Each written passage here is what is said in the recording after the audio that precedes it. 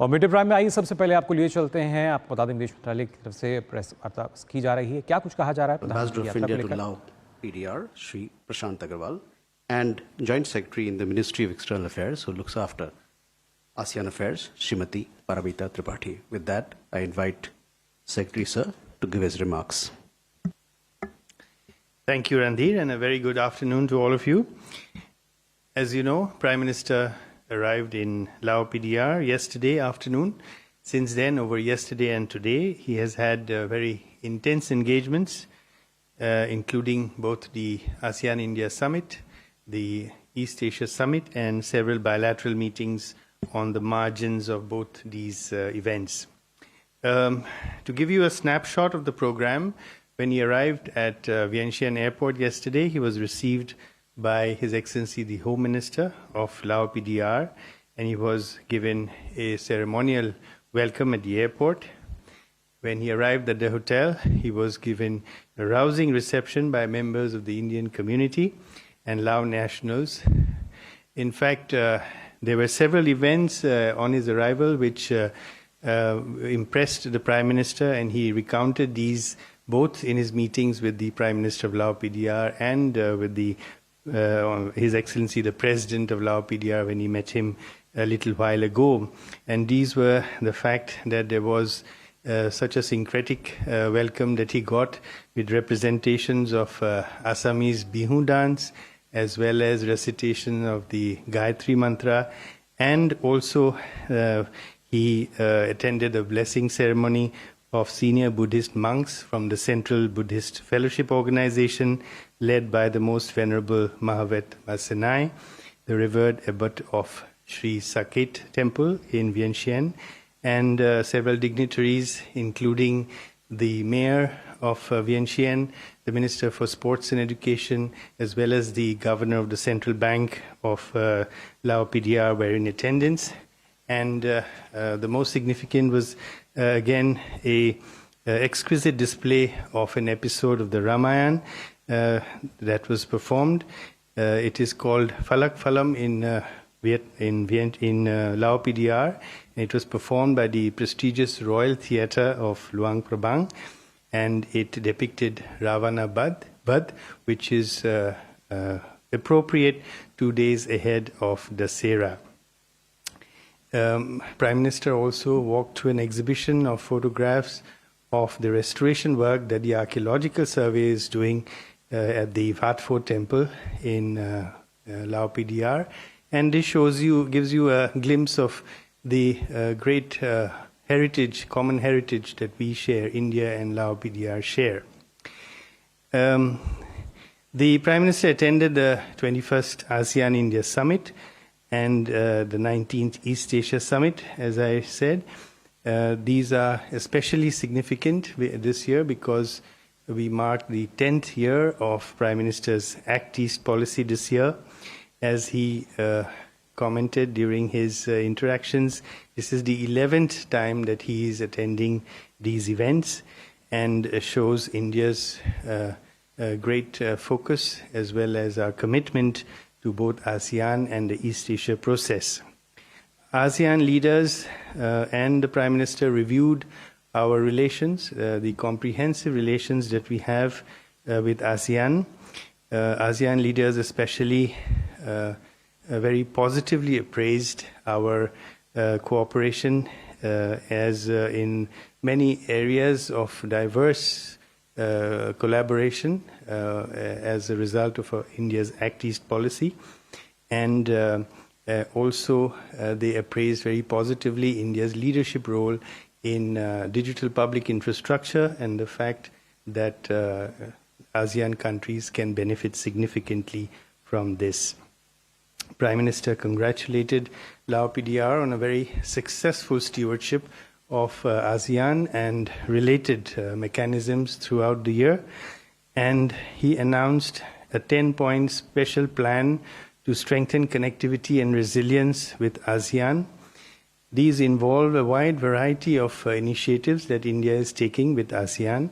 They include, for example, celebrating next year as the ASEAN India Year of Tourism, The ASEAN leaders all universally welcomed this as a very positive development. It was also announced that India will contribute $5 million towards joint cooperative activities in this area. To mark this decade of Act East policy, several people-to-people and people-centric initiatives were announced. We will have a youth summit. We will have a music festival of ASEAN bands with Indian bands. We will have also an artist camp. We will have a hackathon, startup festival, the Delhi Dialogue next month. The ASEAN-India network of think tanks will also meet next month. So these are a very wide variety of people-to-people activities that we will be undertaking as we go forward from here on. Another important initiative is the ASEAN-India Women Scientist Conclave, which we have decided to institutionalize, and we fund this from the ASEAN-India Science and Technology Development Fund. We will also have the number of scholarships from Nalanda University will be nearly doubled for ASEAN students.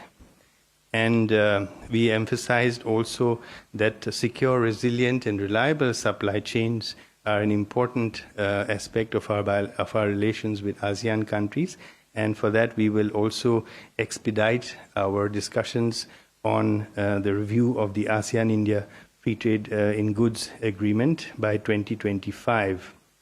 We will also contribute $5 million towards disaster resilience, and the National Disaster Management Authority and the ASEAN Coordinating Center for Humanitarian Assistance have a working relationship and an MOU, and they will work together on this. In the field of health, we will institute a new health ministers track and also a cooperative framework for ASEAN countries to tap India's national cancer grid, Vishwam. In digital and cyber resilience, we propose a regular mechanism for ASEAN-India Cyber Dialogue, and its first meeting is scheduled next week in Singapore. And the ASEAN-India Fund for the Digital Future has also been institutionalized and operationalized. We will also have a workshop on green hydrogen with ASEAN and towards climate resilience. Prime Minister invited ASEAN leaders to join the campaign to plant a tree for Mother. Ek Peड़ Maa Ke Naam. The 21st ASEAN-India Summit adopted two declarations, two statements at the leader level.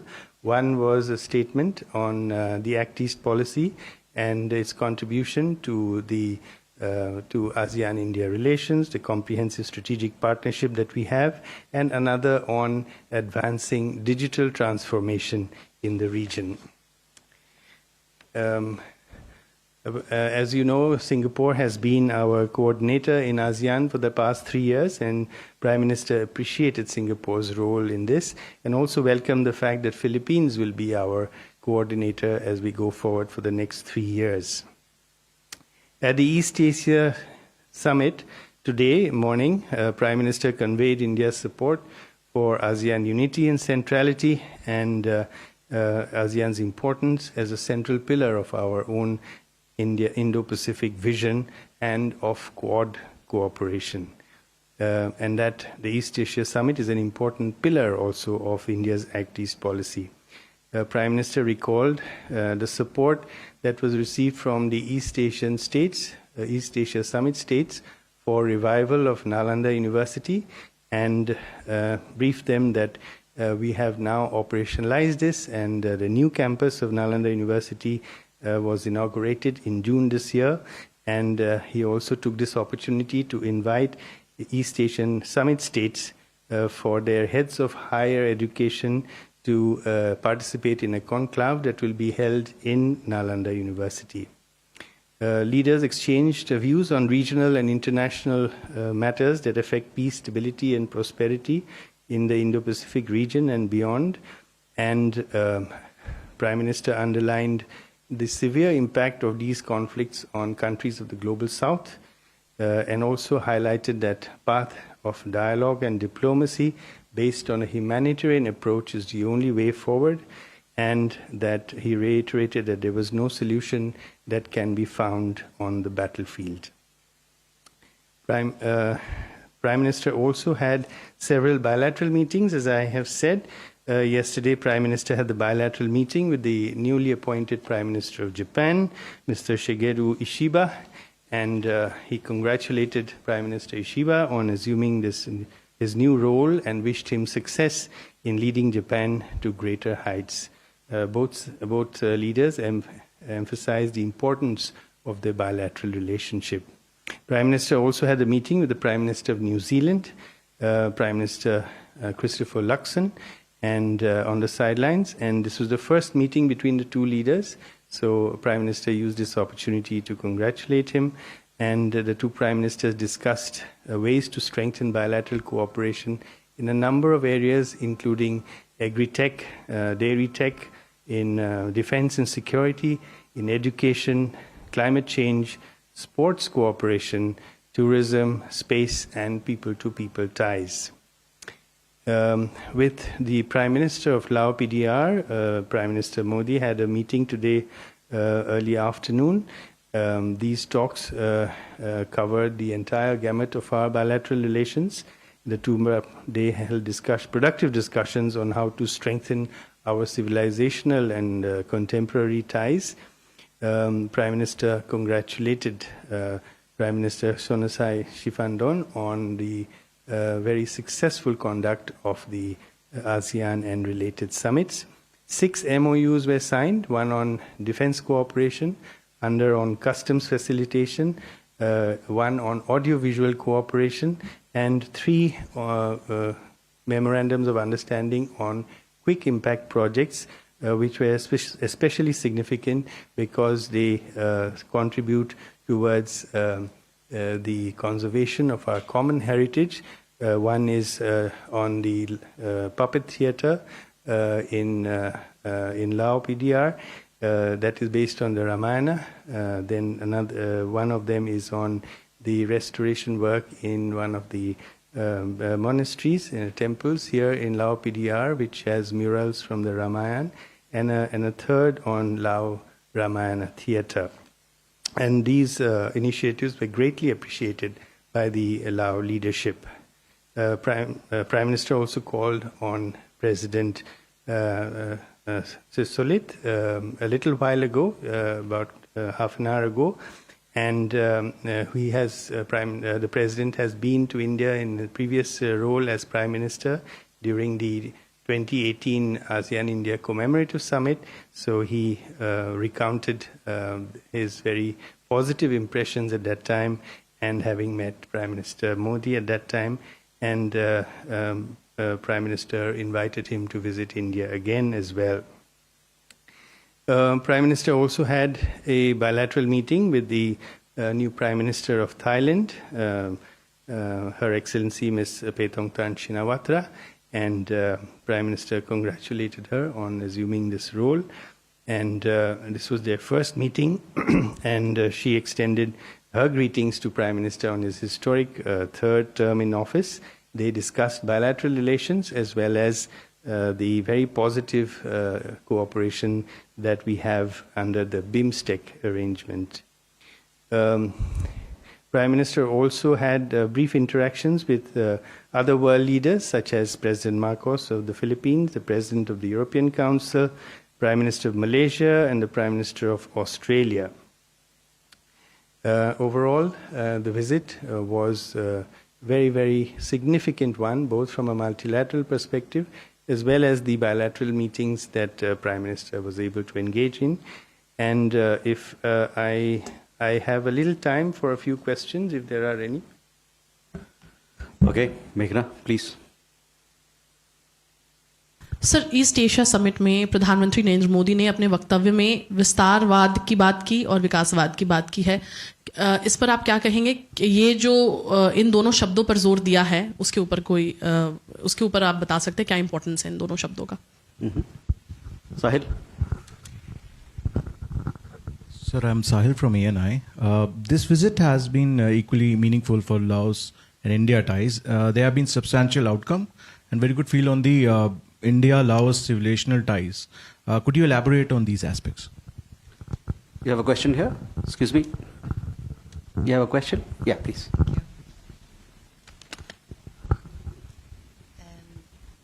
Hi, I'm with Bloomberg News. We have a few questions. The first one is that we're wondering for the EAS, did the leaders sign a leader statement or a statement from all the countries? If it's a leader statement, is there a reason for that? And the second question is on Myanmar. We wondered if you could speak about India's plans in Myanmar and in what ways India tells the junta to de-escalate violence. Also, would India consider backing another group? And how would you characterize China's role in Myanmar? And in what ways is China's relationship with various stakeholders shaping the conflict? Thank you very much. I am told that I have to respond to all this in 3 minutes, so I will do my best.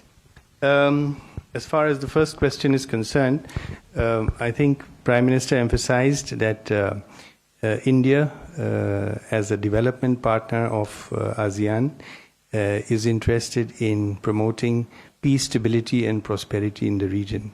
And as I said, he emphasized that dialogue and diplomacy are the ways, not coercion and war and conflict, and that war is no solution to today's problems. So that was the context in which he used those expressions. India-Laos relations, yes, we have a very, very positive developmental partnership with Lao PDR. We engage in capacity building and, as you know, humanitarian assistance during calamities and typhoons and landslides. We have helped in the past. We also have defense cooperation in terms of training that we have had in the past, and we look forward to continuing that as well. So these are all different ways in which we engage with Lao PDR, and the number of students from Lao PDR are there studying in, for example, in Nalanda University and elsewhere. And we are opening up our premier institutions in India for scholarships for students from ASEAN. So one new area we have opened up is the field of agriculture. So that is another area that students from Lao PDR can participate in. And overall, the cultural and heritage links that we have with Lao PDR are very significant, which contributes a great deal towards our people-to-people connect that we have. I believe there was only a chair statement at the East Asia Summit. There was no leader statement. There were some differences about some of the formulations that were discussed. Our ambassador to ASEAN was a participant in those. Ultimately, I believe those differences were irreconcilable, and therefore we did not have a leader statement.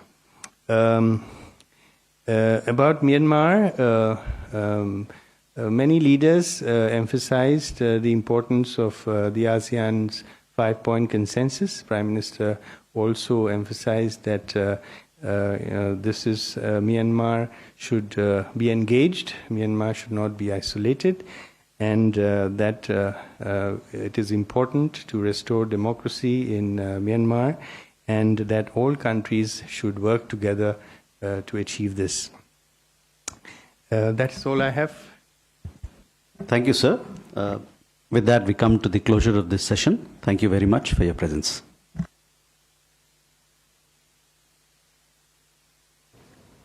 तो विदेश मंत्रालय की तरफ से ये press वार्ता जो है आयोजित की गई, बताया गया कि किस तरीके से प्रधानमंत्री का जो लास्ट दौरा है, क्या उसका महत्व रहा और कितना सार्थक इसको माना जाए। अलग अलग 2 दिन की अगर बात की जाए, किस तरीके से पूरा दौरा रहा है, और आज के समय में आज की उन्होंने बताया कि खासतौर से जब हम बात करते हैं ईस्ट एशिया समिट को लेकर भी, उसमें भी प्रधानमंत्री ने कई ऐसे बिंदुओं को रखा, और साथ भी आसियान समिट में भी प्रधानमंत्री ने तमाम इन 10 बिंदुओं को रेखांकित किया था, जो कि काफ़ी महत्वपूर्ण, और कहीं ना कहीं इससे शांति की जब बात की जाती है, सुरक्षा की बात की जाती है, तो वो स्थिति और बेहतर होती हुई नजर आएगी। फिलहाल हम यहाँ रुक एक छोटे से ब्रेक के लिए।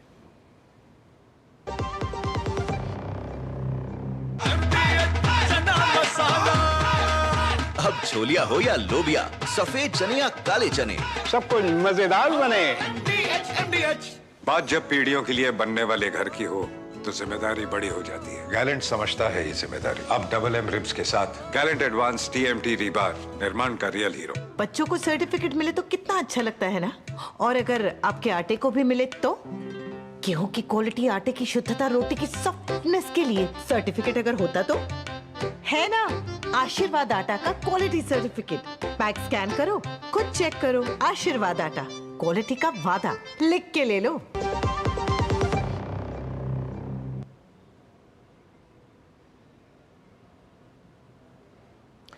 ब्रेक के बाद आप सभी का एक बार फिर स्वागत मीडिया प्राइम में। और ब्रेक पे जाने से पहले आपने देखा जो विदेश मंत्रालय की तरफ से प्रेस वार्ता की गई, खासतौर से पीएम मोदी के लाओस दौरे की अगर बात की जाए, ना सिर्फ आसियान बल्कि आज हमने देखा कि जो पूर्वी एशिया शिखर सम्मेलन में प्रधानमंत्री ने जो भाग लिया उसमें भी कई ऐसे महत्वपूर्ण बिंदु हैं जो प्रधानमंत्री ने रखे। खासतौर से अगर बात की जाए इस दौरान कई द्विपक्षीय बैठक जो हैं वो भी हुई, उसका जिक्र किया गया जो कि काफ़ी है हितकारी। खासतौर से जब हम बात करते हैं कि कैसे आसियान देशों के साथ भारत के जो संबंध हैं और प्रगाढ़ हो रहे हैं, और साथ ही साथ लाओस के प्रधानमंत्री, राष्ट्रपति, उनसे भी प्रधानमंत्री ने मुलाकात की।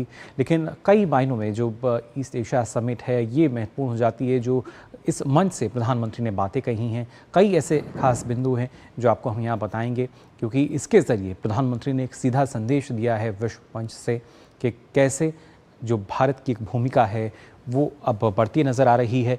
खासतौर से इन बिंदुओं की अगर बात की जाए जो कहा गया है प्रधानमंत्री की तरफ से, वो आपको हम बता देते हैं, क्योंकि लगातार इस बात पे जोर दिया गया कि भारत के इंडो पैसिफिक विज़न और क्वाड सहयोग के केंद्र में आसियान जो है वो नज़र आता है, यानी केंद्र में है। कितनी महत्वपूर्ण भूमिका आसियान की इस लहजे से हो जाती है।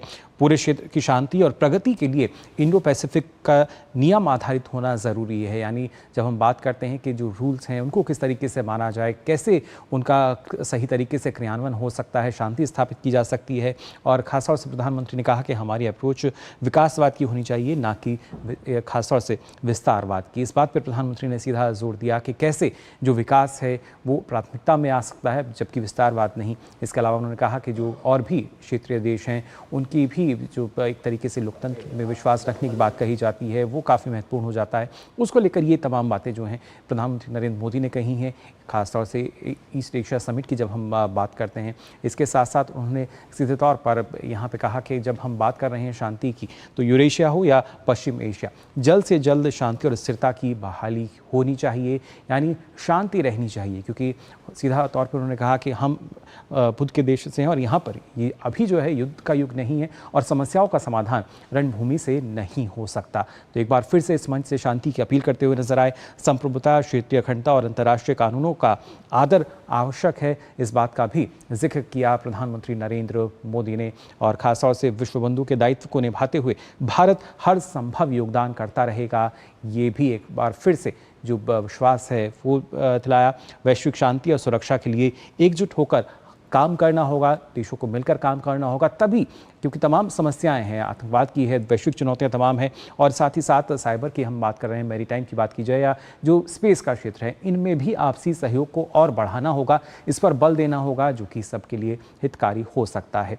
साथ ही साथ अगर बात करते हैं heads of higher education conclave के लिए उन्होंने आसियान देश को आमंत्रित किया है। नालंदा जब विश्वविद्यालय की हम बात करते हैं उसके पुनरुद्धार की बात कही थी और उसमें ही इसका आयोजन किया जाएगा, इसके लिए भी उन्होंने आसियान देश जो हैं उनको आमंत्रित किया। और उन्होंने कहा कि जो हमने वादा किया था यहाँ पर जब ईस्ट एशिया समिट की हम बात कर रहे हैं उसको पूरा किया गया है। तो ये तमाम जो बड़ी बातें हैं प्रधानमंत्री नरेंद्र मोदी ने कहीं ईस्ट एशिया समिट के दौरान, और उससे इतर भी जब हमने देखा कि कई जो द्विपक्षीय मुलाकातें हैं, जो बैठकें हैं वो हुई हैं। और साथ ही साथ जब हम बात करते हैं कि कैसे ये दौरा है काफ़ी महत्वपूर्ण रहा है, कई मायनों में सार्थक रहा है, क्योंकि इससे पहले भी हमने देखा था, कल भी हमने देखा था कि किस तरीके से प्रधानमंत्री ने जो आसियान समिट था उसमें अलग अलग जो 10 महत्वपूर्ण बिंदु हैं उनको रेखांकित किया था और बताया था कि कैसे और बेहतर हो सकते हैं। जब हम आसियान देशों के साथ रिश्ते की बात कर रहे हैं, कैसे जो संबंध हैं और प्रगाढ़ हो सकते हैं, इसका जिक्र उन्होंने किया था और उसमें अलग अलग जो बिंदु हैं वो बताए थे, जिसमें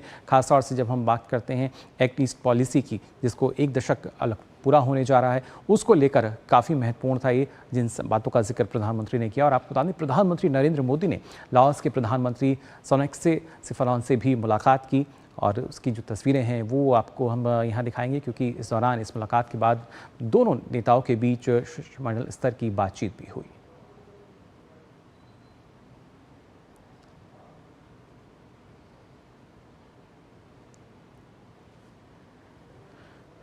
इस दौरान आपको बता दें, प्रधानमंत्री नरेंद्र मोदी और लाओस के प्रधानमंत्री सोनेक्से सिफरॉन की मौजूदगी में दोनों देशों के बीच करीब 4 समझौतों का आदान प्रदान भी किया गया और कुल 6 ऐसे एमओयू पर साइन भी हुए हैं, जिसमें प्रमुख रूप से रक्षा और प्रसारण के क्षेत्र में सहयोग शामिल हैं। इसके अलावा मेकॉन्ग गंगा और कस्टम में सहयोग करने पर भी समझौता किया गया है। तो दोनों देशों के बीच कैसे जो संबंध है और प्रगाढ़ होते नजर आएंगे। इसके बाद वहीं पूर्वी एशिया शिखर सम्मेलन से इतर प्रधानमंत्री नरेंद्र मोदी ने न्यूजीलैंड के प्रधानमंत्री क्रिस्टोफर लक्सन से भी मुलाकात की। इसके साथ ही पीएम मोदी ने अमेरिका के विदेश मंत्री एंटनी जोबिल्गन से भी मुलाकात की। प्रधानमंत्री ने अमेरिका में तूफान मिल्टन के कारण हुई जानमाल की हानि पर शोक व्यक्त किया।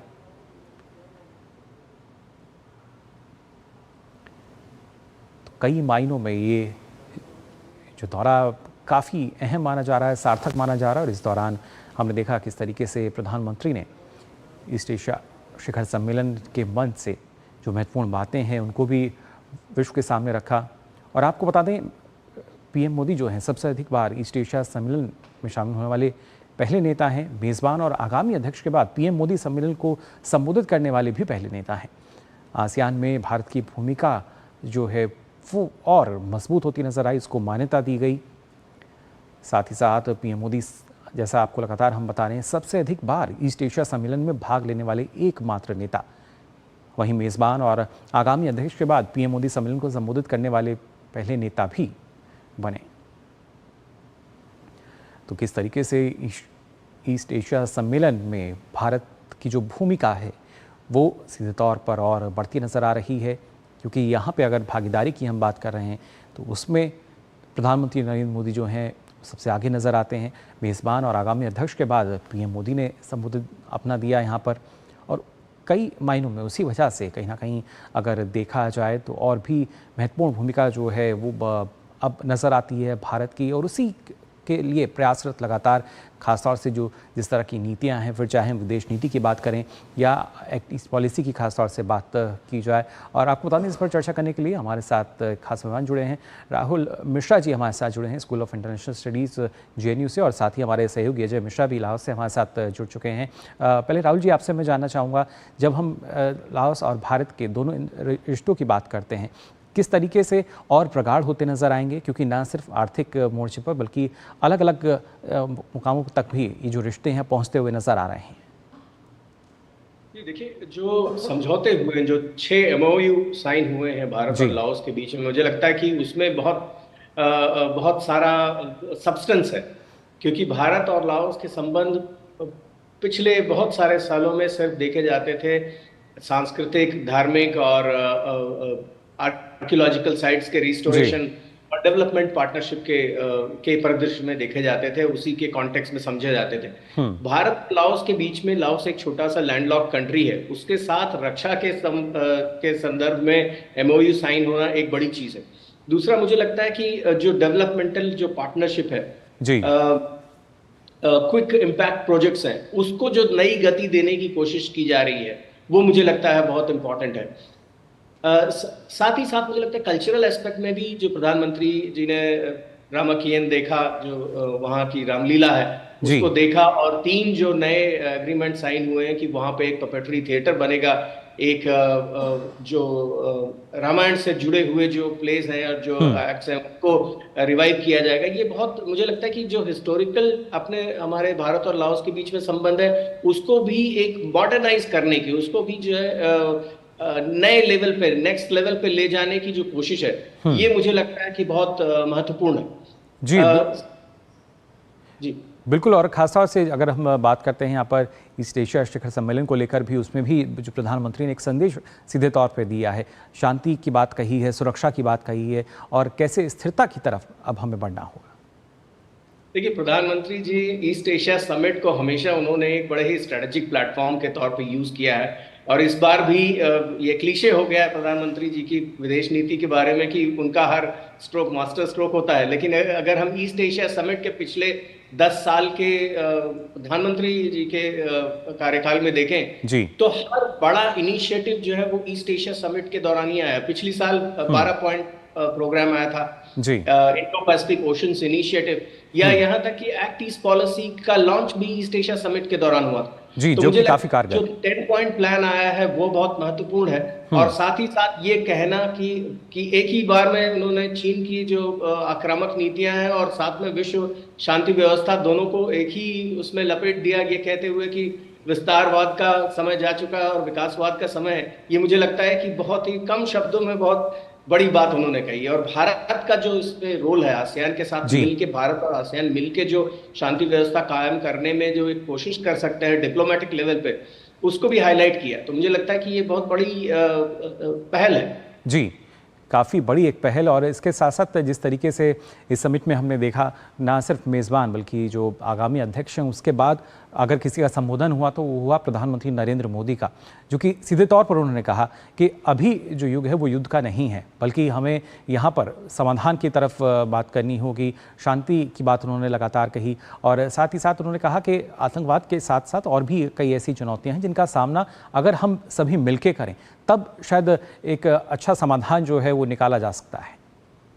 जी बिल्कुल, मलेशिया अगला आसियान का अगला अध्यक्षता वो मलेशिया के हाथ में जाएगी, और भारत और मलेशिया के संबंध बहुत अच्छे हैं। प्रधानमंत्री अनवर इब्राहिम के साथ उनकी पर्सनल एक बायलैटरल मुलाकात हुई, तो एक बहुत अच्छा कोऑर्डिनेशन है लाओस, भारत और मलेशिया के बीच में। मुझे लगता है कि इसमें जो प्रधानमंत्री जी का वक्तव्य है, जो उन्होंने भाषण दिया, और जो मलेशिया के साथ बातचीत है कि अगली साल आसियान 2025 में किस रास्ते पे आगे बढ़े और भारत के साथ क्या संबंध, किस तरह से और किन नए आयामों में भारत और आसियान के संबंधों को मजबूत किया जा सकता है, इस पे बहुत अच्छा फोकस मुझे लगता है। बहुत सारी चीजें तो पब्लिक स्पेस में नहीं आती हैं, लेकिन मुझे लगता है कि लाओस की विजिट और आसियान का ये अधिवेशन बहुत सक्सेसफुल है। लेकिन मुझे लगता है कि इससे बड़ा शो अगली साल है 2025 में, क्योंकि आसियान के लिए वो बहुत महत्वपूर्ण है। मलेशिया आसियान के 3 सबसे महत्वपूर्ण देशों में आता है।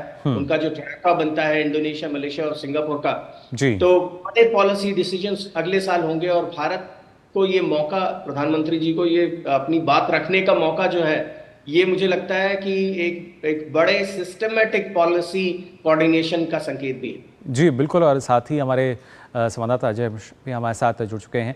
अजय, हमने देखा अभी जिस तरीके से विदेश मंत्रालय ने भी इस पूरे दौरे को लेकर जानकारी दी, 6 खासतौर से समझौतों का जिक्र जो है इसमें किया गया है। साथ ही साथ अगर देखा जाए, ना सिर्फ आसियान समिट की हम बात करें या ईस्ट एशिया समिट की बात की जाए, तो अब एक मुखरता के साथ अब कहा जा सकता है कि जब प्रधानमंत्री हैं, जब बोलते हैं तो पूरा विश्व अब सुनता है, क्योंकि यहाँ बात विश्व कल्याण की होती है। सिर्फ एक देश तक ये बात सीमित नहीं है, हम विश्व कल्याण की बात करते हैं, वसुधैव कुटुंबकम की बात करते हैं।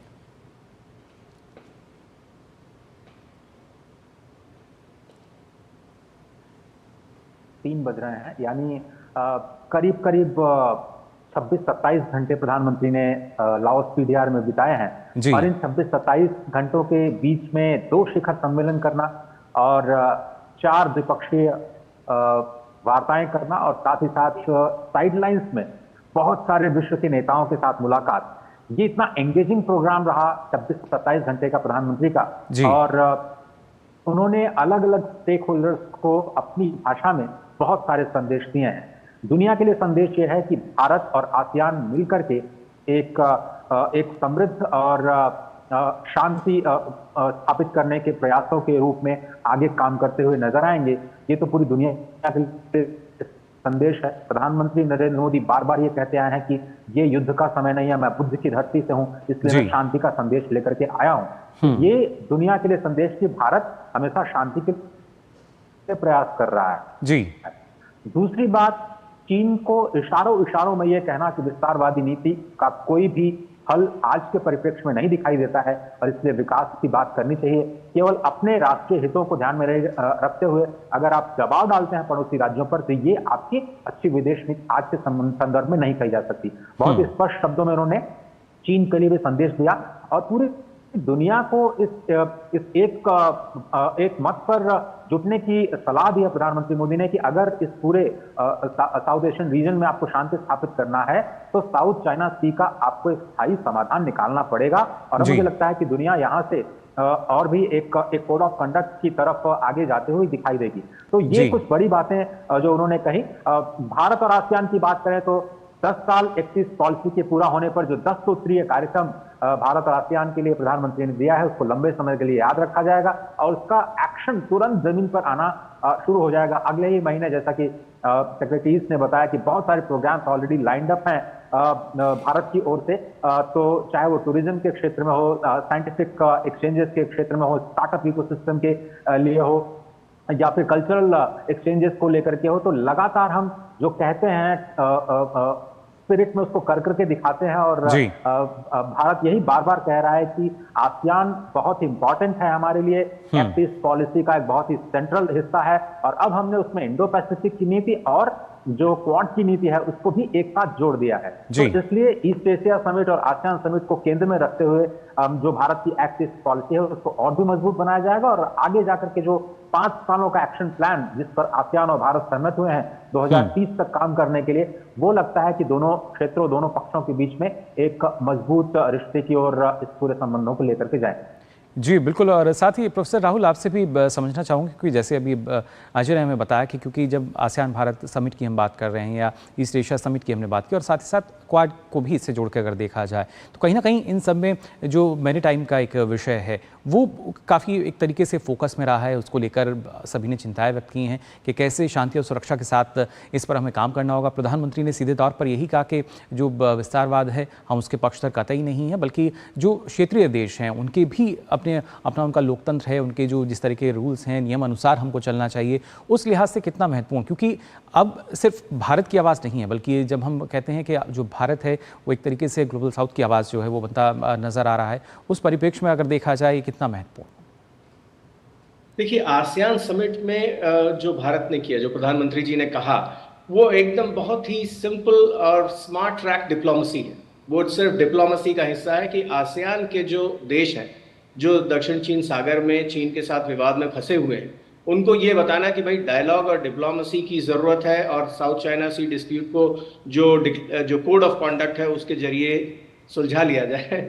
लेकिन साथ ही उन्होंने एक बड़ी अच्छी बात कही कि मतलब बिना कह दी कि क्वाड्रिलैटरल जो इनिशिएटिव है भारत, अमेरिका, जापान और ऑस्ट्रेलिया के बीच में, उसकी बात उन्होंने नहीं की क्योंकि वो जो क्षेत्र में अब शांति व्यवस्था बनाने के लिए जो दरोगा की भूमिका है वो क्वाड का रोल है जी। तो उसको बिना इन छोटे जो हमारे मित्र देश हैं आसियान के, उनको बजाय उनको भड़काने के या कि ये कहने के कि आइए आप क्वाड में शामिल हो जाइए या हम क्वाड के जरिए चीन से निपटेंगे, उन्होंने कहा कि भाई शांति व्यवस्था को बनाए रखने की जरूरत है। जहां तक भारत और आसियान के परिप्रेक्ष्य का जो है नजरिया है उसके हिसाब से और क्वाड को एकदम अलग रखा कि क्वाड तो चीन की जो आक्रामक अप्रोच है उससे निपट ही लेगा जी। तो बिल्कुल। और ये खास तौर से और मिलिट्री स्ट्रेटजी को बहुत अच्छे तरह से दो अलग ट्रैक में रखा गया है। ये बहुत अच्छी, ये आसियान को भी मुझे लगता है बहुत पसंद आने वाली बात है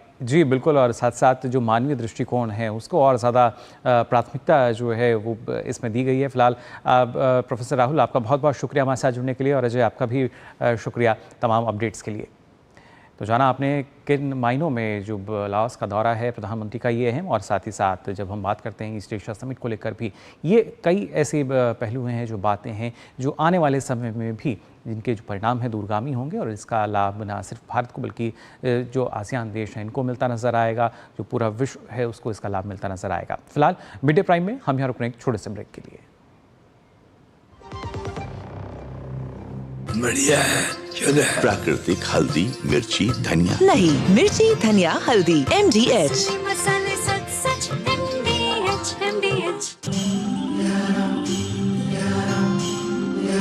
Let yourself flow with the turn of each tide. Salty winds, you sweeten your ride.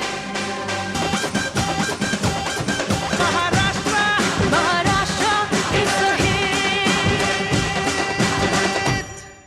Maharashtra tourism. बात जब पीढ़ियों के लिए बनने वाले घर की हो तो जिम्मेदारी बड़ी हो जाती है। गैलेंट समझता है ये जिम्मेदारी। अब डबल एम रिब्स के साथ गैलेंट एडवांस TMT रीबार, निर्माण का रियल हीरो।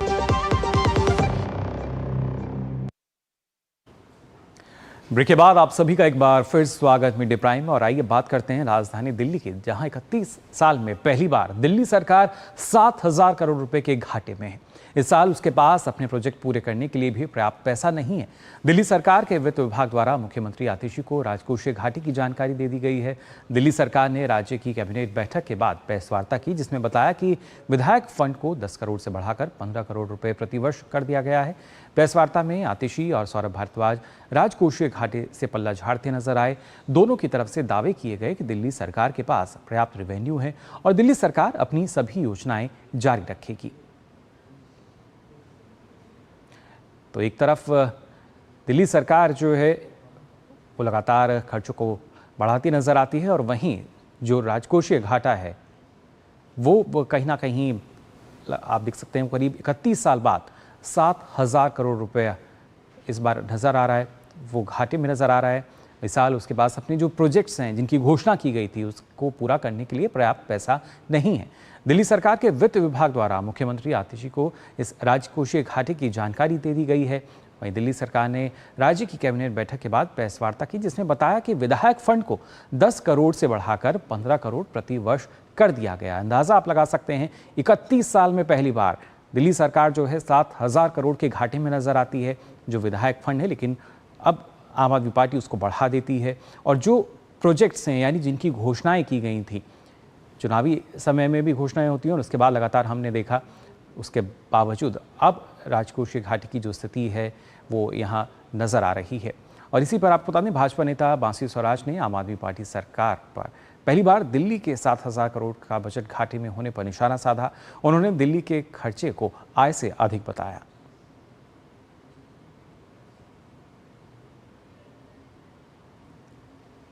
साल में पहली बार दिल्ली का जो बजट है वो डेफिसिट में है, यानी घाटे में है, और छोटे मोटे नहीं, 7,000 करोड़ रुपए का डेफिसिट है। इसका क्या अर्थ हुआ? इसका अर्थ यह हुआ पहली बात कि दिल्ली में जो एक्सपेंडिचर है यानी खर्चा, वो दिल्ली की इनकम या दिल्ली की आय से कहीं कहीं ज्यादा है। इसका एक और बहुत ही संगीन पहलू है कि ये डेफिसिट जानबूझ के हुआ है। तो इसके साथ ही बांसी स्वराज ने कहा कि दिल्ली सरकार ने दिल्ली की जनता को भ्रमित किया है। उन्होंने सीएजी से जांच की मांग और कड़ी कार्रवाई करने की भी बात कही।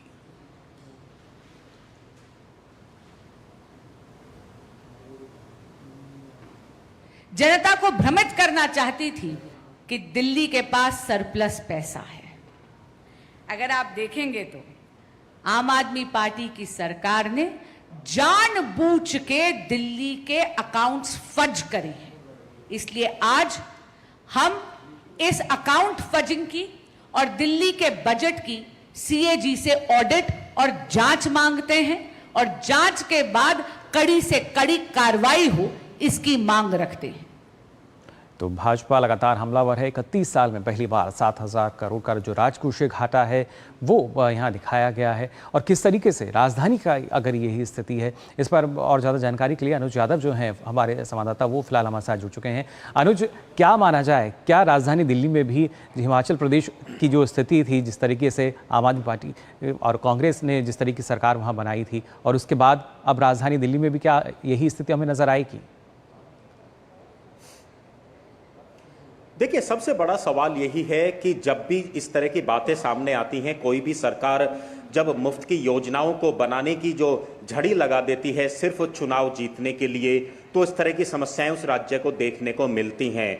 कई बार जो एक्सपर्ट हैं, विशेषज्ञ हैं, दिल्ली के जानने वाले लोग हैं, वो इस बात को कह चुके हैं कि अरविंद केजरीवाल जो मुख्यमंत्री उस समय थे, उन्होंने जिस तरीके से दिल्ली की जनता से मुफ्त के वायदे किए थे, मुफ्त की बिजली, मुफ्त का पानी, मुफ्त में महिलाओं के लिए रोडवेज बसों में, डीटीसी की बसों में सफर, ये मुफ्त वो मुफ्त, तो इस बात को पहले ही दिल्ली को जानने वाले लोगों ने कहा था, ना सिर्फ भारतीय जनता पार्टी ने बल्कि दूसरे जानकार लोगों ने कहा था कि इस तरह की जो योजनाएं हैं ये लंबी नहीं चलती हैं, इनसे राजकोषीय घाटा होगा। ये हम चाहे हम आम आदमी पार्टी की सरकार पंजाब के अंदर हो, कांग्रेस की विपक्षी दलों की सरकार हिमाचल प्रदेश में हो, इस तरह की जो लगातार कई राज्यों के अंदर बातें सामने आई हैं, ये भविष्य के लिए कितनी खतरनाक साबित हो सकती हैं, इस बात का अंदाजा लग सकता है। दिल्ली निश्चित तौर पर जो मुफ्त की योजनाएं चुनावों को जीतने के लिए लगातार बनाई जा रही थी, उसी का एक कारण है। भारतीय जनता पार्टी ने आज प्रेस कॉन्फ्रेंस के माध्यम से कहा कि उसी का कारण है कि आज 7,000 करोड़ का घाटा पहली बार पिछले 31 वर्षों के अंदर दिल्ली के अंदर देखने को मिला। और इसका सबसे बड़ा खामियाजा अगर किसी को उठाना पड़ता है वो दिल्ली की आम जनता है, क्योंकि हम जानते हैं कि जो बेसिक एमिनिटीज हैं, एसेंशियल एमिनिटीज हैं, वो पूरी नहीं होती हैं।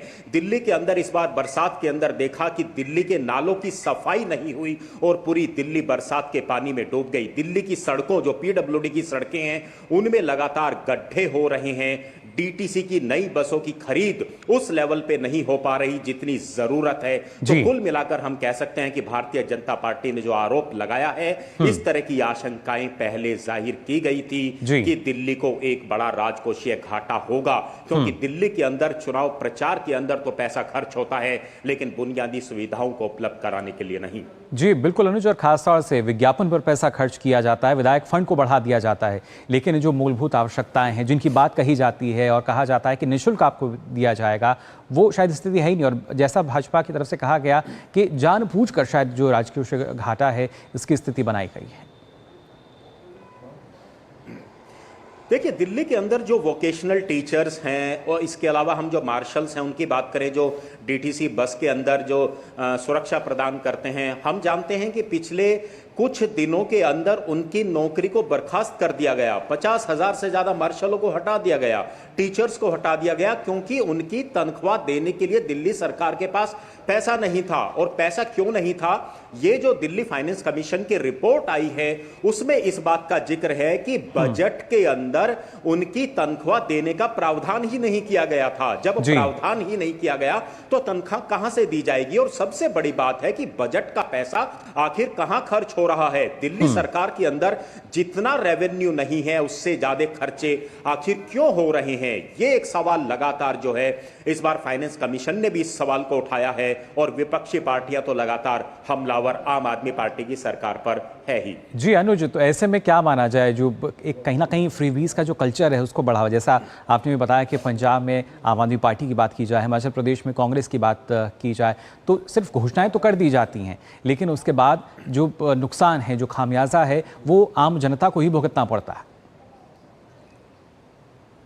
देखिए, इसमें मैं एक बात का संशोधन और करके आपको बताना चाहूंगा कि दिल्ली सरकार का राजकीय जो राजकोषीय घाटा है वो एक अलग चीज है, या किसी भी सरकार की, हम राज्य सरकार की बात करें, उसका जो राजकोषीय घाटा है वो एक अलग चीज है।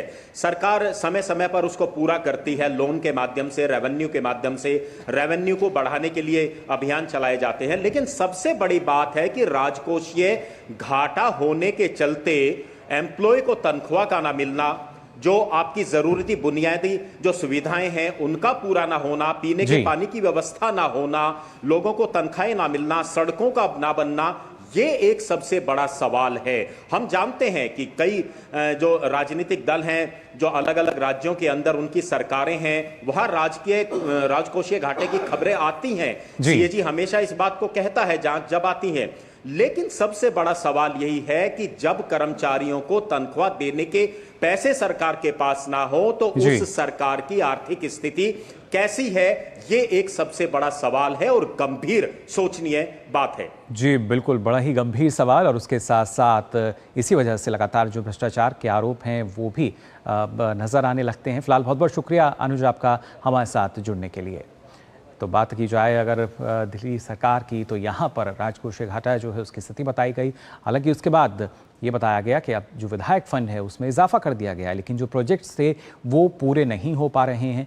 जो कर्मचारी हैं उनको सैलरी नहीं मिल पाती, लेकिन उसके बावजूद भी विधायक फंड में इजाफा ज़रूर हो जाता है, विज्ञापन जो हैं वो लगातार बढ़ जाते हैं। और आइए अब मिड डे प्राइम में आगे बढ़ते हैं, बात करते हैं पश्चिम बंगाल में डॉक्टर्स की भूख हड़ताल को लेकर। आजकर रेप और मर्डर मामले को लेकर पश्चिम बंगाल सरकार की घेराबंदी अब बढ़ती नजर आ रही है। Federation of all India medical association ने भी युवा डॉक्टर्स की भूख हड़ताल से बिगड़ते स्वास्थ्य को देखते हुए पश्चिम बंगाल सरकार को अल्टीमेटम दिया है।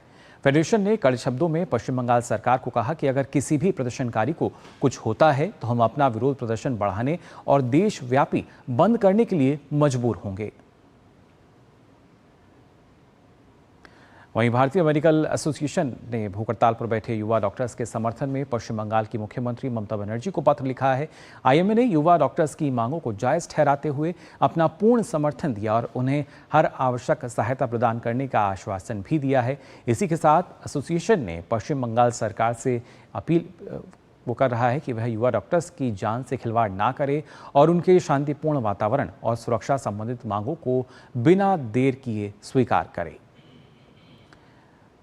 तो लगातार इस पूरे मामले को लेकर अगर देखा जाए कहीं ना कहीं प्रदेश की ममता बनर्जी सरकार जो है वो घिरती नजर आ रही है। फिलहाल हमारे संवाददाता कोलकाता से प्रसन्नजीत हमारे साथ जुड़ चुके हैं।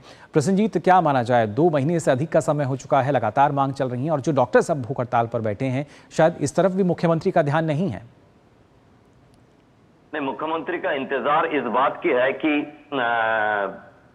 पूजा, आज अष्टमी पूजा है, पूजा के बाद हो सके कि लोग इस बात को भूल जाए जी। लेकिन मुश्किल बात यह है कि जो डॉक्टर भूख हड़ताल पर है उनमें से एक, हम सबको पता है कि कल आधी रात को उनको अस्पताल में भर्ती कराया गया और आज सुबह जब सीनियर डॉक्टर्स ने आके बाकी जो 6 लोग कोलकाता में है, 6 डॉक्टर कोलकाता में भूख हड़ताल पर है, उनका जो तबीयत का निगरानी करने के बाद, तबीयत का बाकी पैरामीटर्स के बारे में चेकअप करने के बाद उनको लगा कि बाकी कम से कम 2 डॉक्टर का हालत काफी बिगड़ा हुआ है जी। और इन्होंने अपने तरफ से ये रिक्वेस्ट किया डॉक्टर से कि आप भूख हड़ताल, अपने जिंदगी को दांव पर लगाकर इस तरह से आंदोलन करना ठीक नहीं है। एक बुजुर्ग होने के नाते उन्होंने ये सलाह दी है, लेकिन साथ ही साथ उन्होंने ये भी बताया कि ये सारे डॉक्टर पूरे समाज के भलाई के लिए ये भूख हड़ताल पर बैठे हुए हैं और इनका जो मनोबल है वो ऐसी जगह पर है कि उनका जो शारीरिक स्थिति है वो शायद दरकिनार करके ये अपना भूख हड़ताल जारी रखे हैं जी। लेकिन सरकार की तरफ से कोई कुछ टिप्पणी नहीं है, किसी को कुछ लेना देना नहीं है, किसी मंत्री की तरफ से, किसी भी तरफ कोने से, तृणमूल कांग्रेस की तरफ से किसी का कोई बयान हमको देखने को नहीं मिला पिछले 6-7 दिनों से, 1 हफ्ते से जी। और बताया ये जा रहा है कि हो सकता है कि आईएमए का जो अध्यक्ष है, प्रेसिडेंट है, वो आज शाम तक पहुंचे। आज शाम एक रैली भी रखा गया है जहां पे ये लोग भूख हड़ताल पे बैठे हुए हैं, उसके आजू बाजू में तो स्थिति काफी गंभीर है। प्राइवेट मेडिकल एस्टेब्लिशमेंट की जो सीनियर डॉक्टर है वो भी अब मास रेजिग्नेशन के बारे में सोच रहे हैं, तो मुकुल स्थिति काफी पेचीदा है जी। बिल्कुल प्रसन्नजीत, ऐसे में क्या ममता बनर्जी की जो मुश्किलें हैं वो बढ़ती नजर आएंगी, क्योंकि फाइमा की बात की जाए, आईएमए की तरफ से भी जिस तरीके से लगातार समर्थन दिया गया है, तो ऐसे में अगर अभी तक भी सुनवाई नहीं हो रही है तो ऐसा हो सकता है कि जो अभी जो डॉक्टर्स भूख हड़ताल पर बैठे हैं संख्या बढ़ेगी और उसके साथ साथ जैसा आप कह रहे थे कि कहीं ना कहीं ममता बनर्जी को इंतजार है किस तरह की अनहोनी हो और उसके बाद लोग इन बातों को भी भूल जाएं। हाँ, देखिए, ममता बनर्जी का जो पिछले कई सालों की राजनीति है वो लोगों को डराने की राजनीति, जिसे ये डॉक्टर आंदोलन के बाद जिसे थ्रेट कल्चर बताया जाता है जी, तो ये थ्रेट कल्चर में ममता बनर्जी का हथियार है पुलिस। और ममता को अभी भी ये भरोसा है कि पुलिस की जो डराने की तरीका है वो डराने की तरीके से सिर्फ ये डॉक्टर नहीं, पूरा समाज उनकी कब्जे में रहेगा जी। लेकिन मुश्किल इस बात की है कि पिछले कई दिनों से, खासकर से संदेश खाली की जो मामला हुआ है उस समय से लोगों ने पुलिस से डरना बंद कर दिए हैं। ये ममता बनर्जी शायद समझ नहीं पा रही है कि पुलिस से अब लोग डरते नहीं है। वो हम संदेश खाली में भी देखे हैं, हम 2 दिन पहले हम कुलतली में, जहां पे क्लास 4थे क्लास की एक बच्ची के साथ रेप और मर्डर हुआ है, वहां पे भी हम देखे हैं और कई जगह पे देखे हैं कि अभी पुलिस से डरना लोगों ने बंद कर दिया है।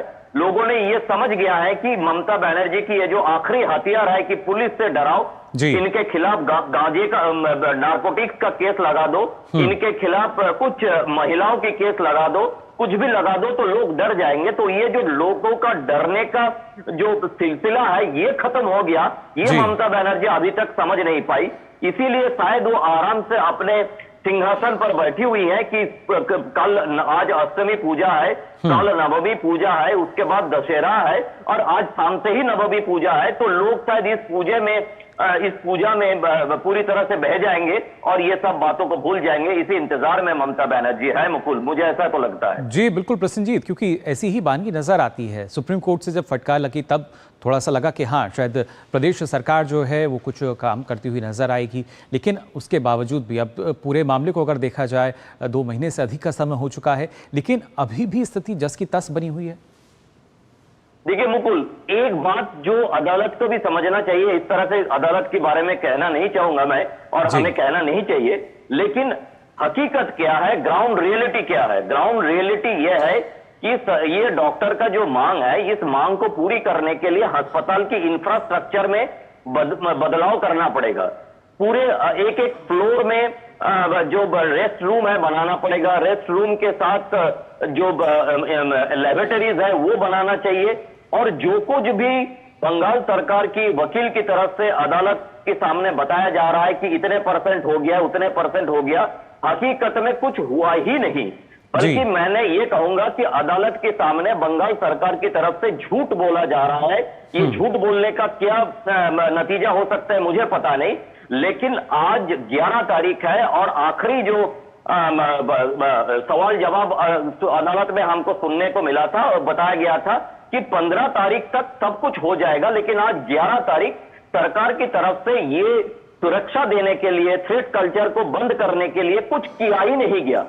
अगर मान ले कि जो कानूनी कार्रवाई है पीड़िता की बारे में, वो कानूनी कार्रवाई सीबीआई की तरफ से किया जा रहा है, लेकिन प्रदेश सरकार की तरफ से जो कुछ करना था उसमें एक कदम भी आगे नहीं गया। वो परसेंटेज की जो चक्कर है ना, वो परसेंटेज की चक्कर एक थियोरिटिकल परसेंटेज है, उसमें प्रैक्टिकल कुछ है ही नहीं जी। तो ये इसीलिए ना ये सारे जो डॉक्टर है, इन डॉक्टर को भूख हड़ताल में बैठना पड़ा था।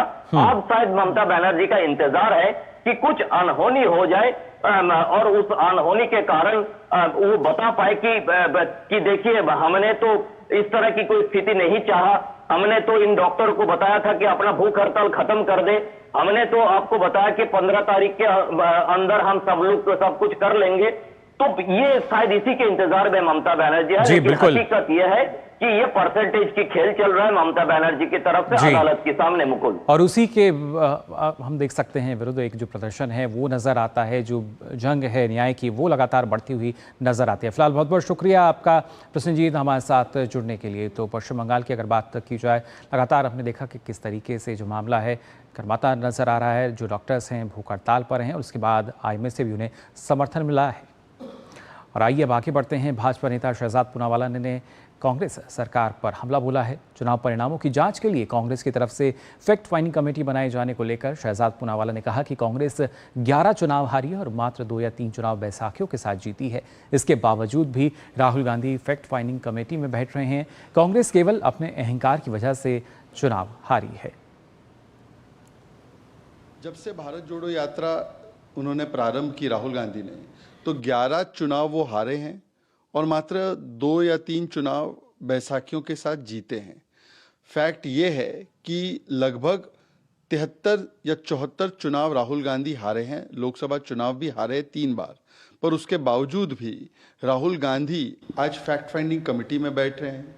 केसी वेणुगोपाल जी, जिनके टिकट डिस्ट्रीब्यूशन पर कई प्रकार के आरोप लगे हैं, वो भी फैक्ट फाइंडिंग कमेटी में बैठ रहे हैं।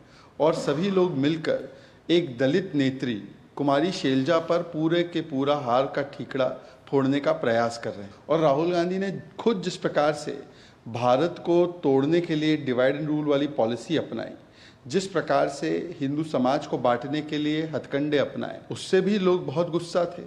उनके तो एलाइज भी उनको बोल रहे हैं कि आप अहंकार की वजह से हारे। तो कहीं ना कहीं अहंकार जो है वो हावी होता नजर आ रहा है और इस वजह से जो सहयोगी दल हैं वो भी अब कांग्रेस पर निशाना साधते हुए देखे जा सकते हैं। वहीं दिल्ली में राष्ट्रीय इलेक्ट्रॉनिक्स एवं सूचना प्रौद्योगिकी संस्थान और महाराष्ट्र सरकार के बीच सेंटर ऑफ एक्सीलेंस को लेकर समझौता ज्ञापन पर हस्ताक्षर हुए। इस मौके पर केंद्रीय इलेक्ट्रॉनिक्स एवं सूचना प्रौद्योगिकी मंत्री अश्विनी वैष्णव और महाराष्ट्र के उच्च एवं तकनीकी शिक्षा मंत्री चंद्रकांत पाटिल उपस्थित रहे। समझौते का मुख्य उद्देश्य राज्य में रोबोटिक और ऑटोमेशन क्षेत्र को बढ़ावा देना है, साथ ही औद्योगिक विकास और युवाओं में टेक्निकल स्किल को विकसित करना है। NIELIT और महाराष्ट्र सरकार के बीच राज्य में तकनीकी शिक्षा के क्षेत्र में कौशल विकास और व्यवहारिक ज्ञान को लेकर MOU साइन किया गया। कार्यक्रम में केंद्रीय इलेक्ट्रॉनिक्स और IT मंत्री अश्विनी वैष्णव, महाराष्ट्र सरकार के उच्च एवं तकनीकी शिक्षा मंत्री चंद्रकांत पाटिल शामिल हुए। चंद्रकांत पाटिल ने कहा कि रेल और IT क्षेत्र में उम्मीद से ज्यादा विकास हुआ है। नई शिक्षा नीति के बाद शिक्षा क्षेत्र में भी एक बड़ा बदलाव देखने को मिल रहा है। अब ये राशि से हम गवर्नमेंट के जो इंजीनियरिंग कॉलेज है इसमें भी बहुत अच्छा नेटवर्क खड़ा कर पाएंगे। इसलिए मैं बहुत माननीय अश्विनी जी को धन्यवाद देता हूँ 2 कारणों के लिए कि उन्होंने बड़ा सपोर्ट किया और यह लगातार उनके बारे में हम जो अनुभव कर रहे हैं कि जो ना होने वाला है वो उसके बारे में बात भी नहीं करेंगे, तो होने वाला है उसमें बात करेंगे, भाव में लाएंगे। केंद्रीय मंत्री अश्विनी वैष्णव ने कहा कि महाराष्ट्र में एक बहुत बड़ा और पुराना इंडस्ट्रियल बेस है। इस MOU से युवाओं को आज की जरूरत के हिसाब से टेक्निकल और प्रैक्टिकल एजुकेशन मिल सकेगा। इसे अन्य राज्यों में भी लागू किया जाएगा। उन्होंने खुशी जताई कि इस तरह के प्रयास की शुरुआत महाराष्ट्र से हो रही है। न्यू एजुकेशन पॉलिसी का जो फ्रेमवर्क है, जिसमें प्रैक्टिकल एजुकेशन, जिसमें दिनों दिन जीवन में काम में आने वाली एजुकेशन मिलने की एक व्यवस्था बनी है और टेक्निकल आज की ज़रूरतों के हिसाब से नौजवानों को जो टेक्निकल एजुकेशन देनी है, इन दोनों का एक अच्छा समागम हुआ और बहुत खुशी की बात है कि इस तरह के बड़े प्रयास की शुरुआत महाराष्ट्र से हो रही है। नीलेट और महाराष्ट्र सरकार के बीच MOU से एक और जहां तकनीकी छात्रों को वर्तमान समय के अनुसार तकनीकी शिक्षा और कौशल मिल सकेगा, वहीं तकनीकी शिक्षा में व्यवहारिक ज्ञान से इंडस्ट्री की वर्तमान आवश्यकताओं के अनुसार छात्रों के सर्वांगीण विकास में मदद मिलेगी। DD न्यूज के लिए दिल्ली से अजीत द्विवेदी की रिपोर्ट। आपको बता दें, प्रसार भारती ने महाराष्ट्र के पारंपरिक वस्त्रों पर आधारित एक डॉक्यूड्रामा श्रृंखला करखा स्टोरीज फार्मादलूम के निर्माण और प्रसारण की घोषणा की है, जिसे लेकर प्रसार भारती और महाराष्ट्र सरकार के वस्त्र विभाग के बीच एक समझौता ज्ञापन पर हस्ताक्षर हुए हैं। इस अवसर पर महाराष्ट्र के वस्त्र मंत्री चंद्रकांत पाटिल और पश्चिमी क्षेत्र के उप महानिदेशक विश्वनाथ कमलियाल भी मौजूद रहे। 5 एपिसोड की ये श्रृंखला महाराष्ट्र की पारंपरिक बुनाई कला जैसे पैठणी, करवट काठ, हिमरू और घुंघरी पर केंद्रित है। ये श्रृंखला पारंपरिक वस्त्रों के बुनकर समुदाय की उपलब्धियों, चुनौतियों को उजागर करेगी। साथ ही ये श्रृंखला उद्योग के माध्यम से महिला सशक्तिकरण पर ध्यान केंद्रित करते हुए सरकारी नीतियों, प्रौद्योगिकी और नवाचार के माध्यम से प्रदान किए गए सशक्तिकरण के अवसरों को भी उजागर करेगी। इस श्रृंखला के 5 एपिसोड आकाशवाणी, दूरदर्शन, OTT और PBNS सहित प्रसार भारती के सभी डिजिटल प्लेटफॉर्म पर प्रसारित किए जाएंगे। तो काफ़ी महत्वपूर्ण ये करगा स्टोरीज फ्रॉम द लूम, जिसको लेकर प्रसार भारती और महाराष्ट्र के वस्त्र मंत्रालय के बीच में MOU जो है वो साइन हुआ है, जिसके तहत एक सीरीज़ जो होगी 5 एपिसोड की डॉक्यूड्रामा के तहत वो प्रसारित की जाएगी। पारंपरिक वस्त्रों पर आधारित होगी ये डॉक्यूड्रामा सीरीज़ जो होगी और कैसे बुनकर समुदाय की जो चुनौतियां हैं, उनकी उपलब्धियां हैं, उसको इस सीरीज़ में प्रस्तुत किया जाएगा।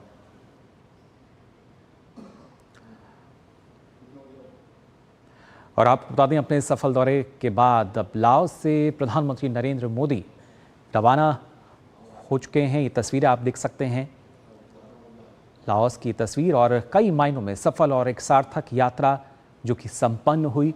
और उसके बाद अब PM मोदी, आप देख सकते हैं इन तस्वीरों में भी लाओस से रवाना होते हुए प्रधानमंत्री नरेंद्र मोदी। और जैसा लगातार हम आपको बता रहे हैं कि कितना महत्वपूर्ण ये दौरा रहा, कई मायनों में सार्थक, और अब स्वदेश के लिए लाओस से रवाना हो चुके हैं प्रधानमंत्री नरेंद्र मोदी। प्रधानमंत्री नरेंद्र मोदी ने न सिर्फ आसियान भारत समिट बल्कि इसके साथ साथ ईस्ट एशिया समिट में हिस्सा लिया और उसके साथ साथ जो प्रमुख बातें उन्होंने अपने वक्तव्य में कहीं और ख़ास तौर से अगर देखा जाए क्योंकि जो एक्ट ईस्ट पॉलिसी है, एक्ट ईस्ट नीति जो कि लगभग 1 दशक पूरा कर रही है, इस दौरान आसियान समिट में प्रधानमंत्री ने जो 10 बिंदु हैं वो भी रेखांकित किए कि किस तरीके से हमें बढ़ना होगा एक साथ एकजुट होकर। और फिर जब हम बात करते हैं ईस्ट एशिया समिट की तो उसमें भी कई बातें प्रधानमंत्री ने दोहराई और साथ ही साथ कहा कि हमें जो शांति है उसको स्थापित करने के लिए काम करना होगा। अभी जो समय है वो युद्ध के लिए नहीं है और ना ही युद्ध के ज़रिए किसी तरह का कोई समाधान हो सकता है। और लाओस की जो यात्रा है, आपको बता दें, इस दौरान 6 जो समझौता ज्ञापन है उस पर हस्ताक्षर भी हुए हैं। अलग अलग क्षेत्रों की अगर बात की जाए, रक्षा क्षेत्र और साथ ही साथ दूसरे क्षेत्र, जिसके ज़रिए लाओस के साथ जो भारत के संबंध हैं वो और प्रगाढ़ होते नज़र आएंगे, मजबूत होते नज़र आएंगे। और फिलहाल लाओस से रवाना हो चुके हैं प्रधानमंत्री नरेंद्र मोदी स्वदेश के लिए। ये यात्रा कई लिहाज से अहम रही, सफल रही और काफ़ी सार्थक, क्योंकि ना सिर्फ आसियान देश जो हैं वो बल्कि एक ऐसा मंच जिसके ज़रिए भारत ने एक बार फिर से जो एक मूल मंत्र दिया शांति का, उसके साथ साथ सुरक्षा और स्थायित्व को लेकर जो बात है वो प्रधानमंत्री नरेंद्र मोदी ने लगातार कही। और सीधे तौर पर जो अलग अलग वैश्विक चुनौतियां हैं उनका कैसे हम जो सामना है वो कर सकते हैं, एकजुट होकर उनका सामना करना होगा। और साथ ही साथ तभी हम एक जब वैश्विक शांति की बात करते हैं उसकी पहल और बेहतर ढंग से कर पाएंगे, क्योंकि जो भारत है वो आज के समय में ना सिर्फ विश्व कल्याण की बात करता है, वसुधैव कुटुंबकम की हम बात करते हैं, one earth one world one future को जब हम सार्थक करते हुए नज़र आते हैं तो लगातार अलग अलग वैश्विक मंचों से प्रधानमंत्री इस बात का जिक्र करते हैं। और लाओस में भी हमने देखा किस तरीके से जो यात्रा है वो सफल रही है, सार्थक रही है। और जो अभी तस्वीरें आप देख रहे थे जिसमें हमने देखा जो प्रधानमंत्री हैं वो फिलहाल लाओस से रवाना हो चुके हैं भारत के लिए। और आइए अब मीडिया प्राइम में हम आगे बढ़ते हैं। आपको बता दें, महादेव सट्टा ऐप मामले के मुख्य आरोपी सौरभ चंद्राकर को दुबई में गिरफ्तार कर लिया गया है। ईडी के अनुरोध पर जारी इंटरपोल के रेड कॉर्नर नोटिस के तहत ये कार्रवाई की गई है।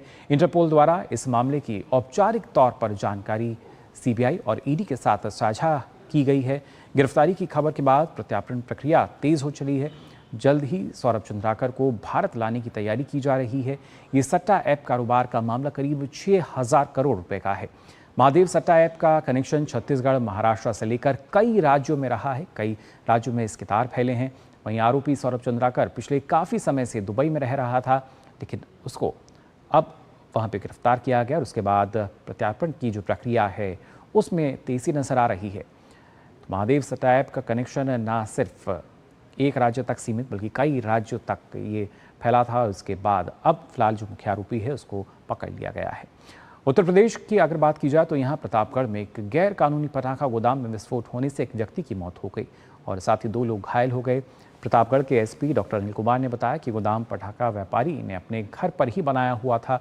धमाके में गोदाम के मालिक मुख्तार अहमद की मृत्यु हो गई और उनके ही परिवार के 2 सदस्य घायल हो गए, जिनकी स्थिति गंभीर बताई जा रही है। एक पटाखा लाइसेंस धारक मुख्तार अहमद हैं। उन्होंने अपने जहाँ पे उनका लाइसेंस था गोदाम का, उससे नज़दीक में अपने घर में अवैध भंडारण पटाखों का किया हुआ था। उसमें विस्फोट हुआ। विस्फोट में मुख्तार अहमद की मृत्यु हो गई और उनके परिवार के 2 सदस्य, उनकी बहू और बेटी जो है वो घायल हो गए। 4 घायलों की स्थिति स्थिर है। इस संबंध में अग्रिम विधिक कार्रवाई प्रचलित है। सर, भारत रत्न जयप्रकाश नारायण की जयंती पर कृतज्ञ राष्ट्र उन्हें श्रद्धा सुमन अर्पित कर रहा है। बिहार के एक छोटे से गांव में जन्मे जयप्रकाश नारायण के लोकनायक बनने की कहानी बड़ी दिलचस्प है।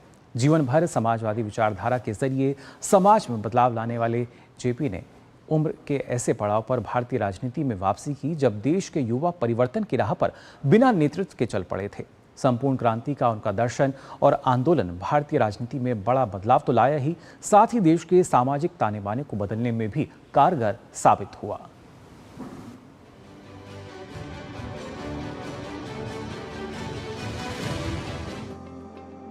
स्वतंत्रता आंदोलन से लेकर स्वतंत्र भारत की राजनीति में जिन नेताओं ने महत्वपूर्ण भूमिका निभाई, उनमें लोकनायक जयप्रकाश नारायण का नाम प्रमुख है। जयप्रकाश नारायण का जन्म 11 अक्टूबर 1902 को बिहार के सारण जिले के सिताब दियारा गांव में हुआ था। स्कूली शिक्षा पटना के कॉलेजिएट स्कूल से हुई। बाद में कॉलेजिएट स्कूल छोड़कर बिहार विद्यापीठ में दाखिला ले लिया। 1920 में 18 वर्ष की उम्र में उनका विवाह प्रभावती देवी से हुआ। बिहार विद्यापीठ से पढ़ाई करने के बाद 1922 में उच्च शिक्षा के लिए अमेरिका चले गए। अमेरिका में पढ़ाई का खर्च उठाने के लिए उन्होंने खेतों, कंपनियों, होटल्स में काम किया। उन्होंने अमेरिका से ही बीए और एमए की डिग्री हासिल की। अमेरिका से वापस लौटने के बाद 1929 में वो भारतीय राष्ट्रीय कांग्रेस में शामिल हो गए। ब्रिटिश शासन के खिलाफ सविनय अवज्ञा आंदोलन में सक्रिय रूप से भाग लेने पर 1932 में उन्हें जेल में बंद कर दिया गया। 1932 में नासिक जेल में कारावास के दौरान वे अनेक समाजवादी नेताओं के साथ घनिष्ठ संपर्क में आए। दिसंबर 1939 में कांग्रेस सोशलिस्ट पार्टी के महासचिव के रूप में जयप्रकाश ने लोगों से आह्वान किया कि दूसरे विश्व युद्ध का फायदा उठाते हुए भारत में ब्रिटिश शोषण को रोका जाए और ब्रिटिश सरकार को उखाड़ फेंका जाए। इस वजह से अंग्रेजों ने उन्हें 9 महीने के लिए जेल में डाल दिया। 1942 के भारत छोड़ो आंदोलन के दौरान उन्होंने राम मनोहर लोहिया और अरुणा आसफ अली के साथ मिलकर आंदोलन को चलाया। हालांकि जल्द ही उन्हें गिरफ्तार कर लिया गया और हजारीबाग सेंट्रल जेल में रखा गया था। लेकिन 9 नवंबर 1942 को दिवाली के मौके पर वे अपने 6 साथियों के साथ जेल से फरार हो गए। इसके बाद स्वतंत्रता आंदोलन के लिए जयप्रकाश नारायण ने भूमिगत रह के सक्रिय रूप से काम किया। ब्रिटिश शासन के अत्याचार से लड़ने के लिए नेपाल में उन्होंने एक आजाद दस्ता बनाया। कुछ महीनों के बाद सितंबर 1943 में उन्हें फिर से गिरफ्तार कर लिया गया। अप्रैल 1946 में वे रिहा हुए। 70 के दशक की शुरुआत में जब देश का आम आदमी बेरोजगारी, महंगाई और भ्रष्ट शासन तंत्र से पीड़ित था, तब जेपी का एक दूसरा रूप देखने को मिला। 1974 में गुजरात के छात्रों ने उनसे बेरोजगारी, भ्रष्टाचार और महंगाई के खिलाफ नव निर्माण आंदोलन के नेतृत्व का आग्रह किया। उसी वर्ष जून में उन्होंने पटना के गांधी मैदान में एक जनसभा से शांतिपूर्ण संपूर्ण क्रांति का आह्वान किया। इस आंदोलन में उनकी महत्वपूर्ण भूमिका की वजह से ही जनता ने उन्हें लोकनायक के खिताब से नवाजा। इस आंदोलन के अंत में आपातकाल की घोषणा हुई और जो बाद में जनता पार्टी की जीत में तब्दील हुई। मार्च 1977 में केंद्र में पहली गैर कांग्रेसी सरकार बनी। आपातकाल में जेल में बंद रहने के दौरान उनकी तबीयत अचानक 24 अक्टूबर 1976 को खराब हो गई और 12 नवंबर 1976 को उन्हें रिहा कर दिया गया। किडनी खराब होने की वजह से 8 अक्टूबर 1979 को पटना में जयप्रकाश नारायण का निधन हो गया। 1965 में उन्हें लोक सेवा के लिए मैग्सेसे पुरस्कार से भी सम्मानित किया गया। वाजपेयी सरकार ने 1999 में मरणोपरांत उन्हें देश के सर्वोच्च नागरिक सम्मान भारत रत्न से सम्मानित किया। Bureau report, TT news. आपको बता दें, प्रधानमंत्री नरेंद्र मोदी ने लोकनायक जयप्रकाश नारायण की जयंती पर उन्हें श्रद्धांजलि अर्पित की। पीएम मोदी ने अपने सोशल मीडिया प्लेटफॉर्म एक्स पर लिखा कि लोकनायक जयप्रकाश नारायण को उनकी जयंती पर मेरी आदरपूर्ण श्रद्धांजलि। उन्होंने देश और समाज में सकारात्मक परिवर्तन के लिए अपना जीवन समर्पित कर दिया। उनका व्यक्तित्व और आदर्श हर पीढ़ी के लिए प्रेरणा स्रोत बना रहेगा।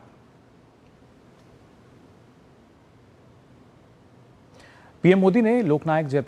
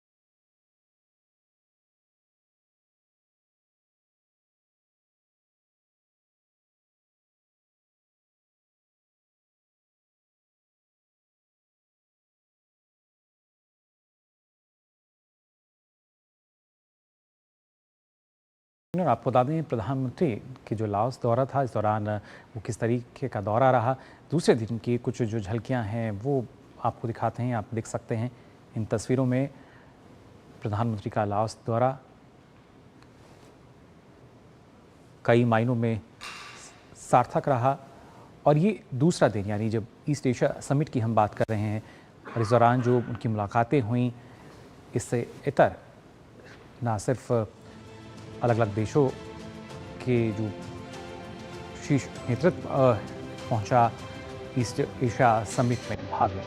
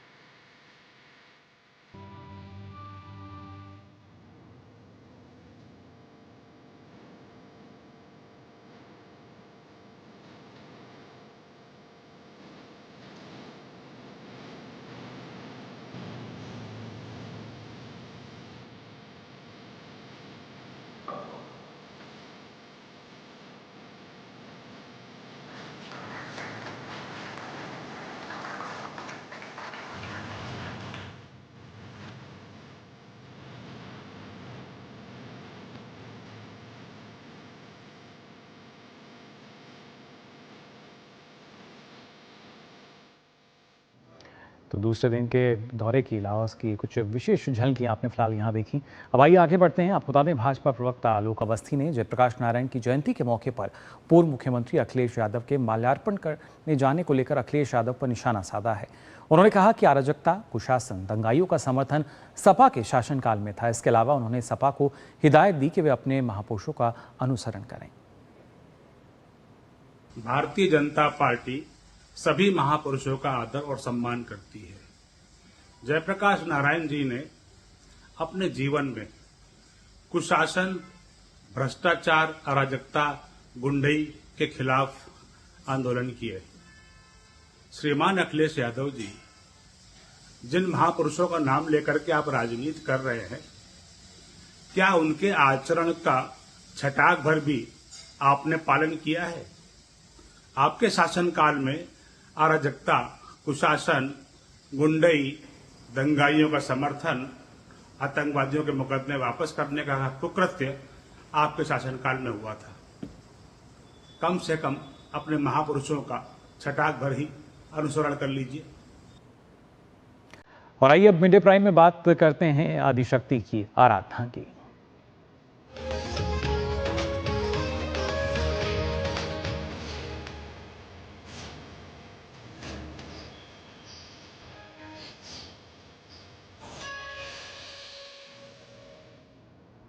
आज नवरात्रि के 9वें दिन मां सिद्धिदात्री की पूजा की जा रही है। सुबह से ही दिल्ली, मुंबई, हरिद्वार, प्रयागराज, अहमदाबाद, इम्फाल के साथ पूरे देश भर के मंदिरों में श्रद्धालुओं की भीड़ उमड़ रही है। माता के जयकारों से मंदिर परिसर गूंज रहे हैं। पूरे विधि विधान और वैदिक मंत्रोच्चारण के बीच मां दुर्गा के 9वें स्वरूप की आराधना की जा रही है। 6 अलग अलग जगहों की तस्वीरें आप देख सकते हैं। दिल्ली, मुंबई, हरिद्वार, प्रयागराज, अहमदाबाद और इम्फाल, जहां लगातार बल्कि देश भर के सभी मंदिरों में कुछ इस तरह की तस्वीर आज नजर आ रही है।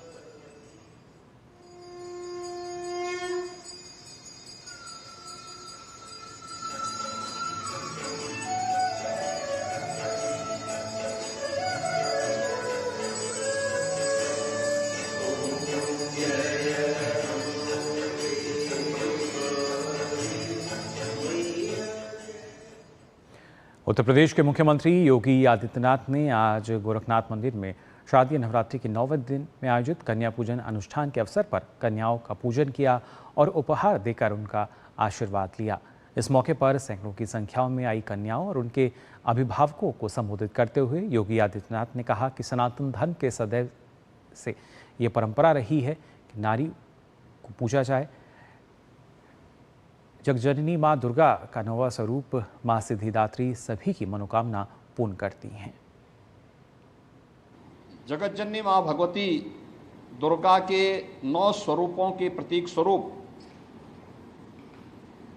कुंवारी कन्याओं के पूजन